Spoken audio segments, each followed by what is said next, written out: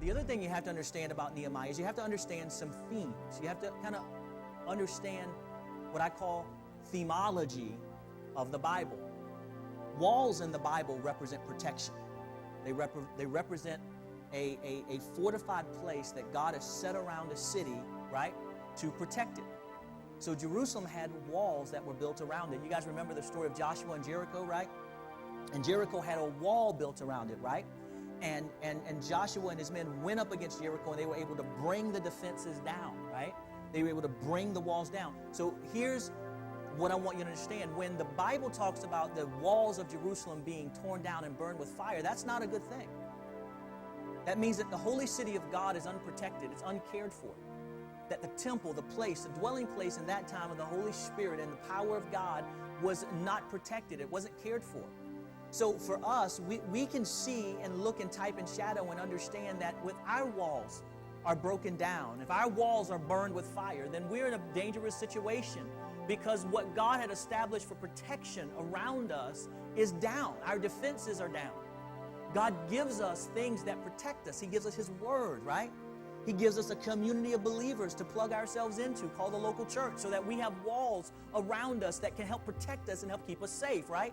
But when the walls are burned down, when the walls are destroyed, then we open ourselves up for the attack of the enemy. So when Nehemiah hears the words that come from his friends, and he understands that the holy city of God is burned, the holy city of God, its walls are not established properly, it causes a reaction in him that's deeper than just him wanting to go on a building project. This wasn't him sitting around on Saturday morning like some of us men being bored, so we want to start on a building project, right? We want to redo the garage. This wasn't what happened. Nehemiah knew something instinctively, that if the walls are broken, if the walls are burnt, then danger exists.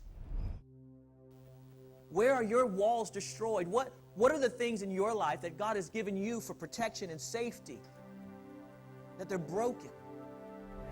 Well, hello there. You know, that question that I closed with, and that small sermon clip that you saw from the first part of our series on Nehemiah, is such a critical question that we need to ask ourselves in the rebuilding process. Where are our walls broken down? Where surrounding us are the defenses that God has given us been eroded away so that the enemy can attack us and we're open to his attack? You know, I counsel so many people, and the first place that they would like to start trying to figure out why their life is the way it is, or why they're in the situation that they're in, they want to start looking outside of the walls. They want to begin to try to blame this person or this event or that event.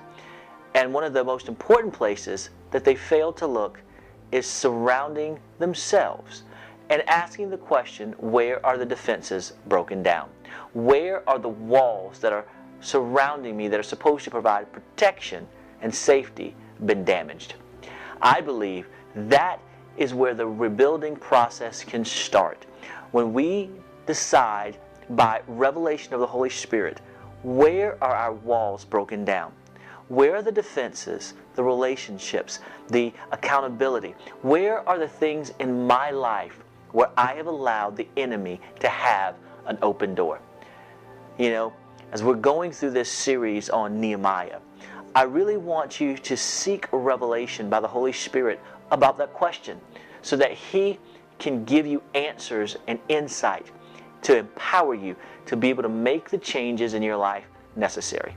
So, seek the Lord and pray and get upon your face, get in His Word, and answer the question, where are your walls broken down? And where can you begin to take ownership and take possession of your life and rebuild again? Not looking outside of the walls, but looking right to the walls themselves and beginning brick by brick to rebuild again.